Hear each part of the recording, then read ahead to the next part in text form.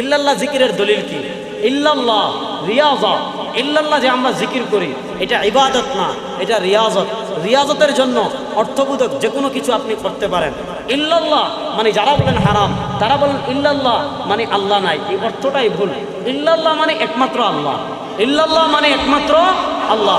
এজন্য আমরা যে ইল্লাল্লাহর জিকির করি এটা হলো রিয়াজত, মানে আমাদের কল্পকে দুনিয়ার সব কিছু থেকে বিচ্ছিন্ন করে আমাদের কল্পকে আল্লাহর ইশক এবং মহব্বত বসানোর জন্য, আধ্যাত্মিকতা অর্জনের জন্য রিয়াজতের নিয়তে আমরা প্রথমে জিকির করি লা ইলাহা ইল্লাল্লাহ, তারপরে জিকির করি ইল্লাল্লাহ। সুতরাং এটা 1000 বার করা যায়, কোনো সমস্যা নেই।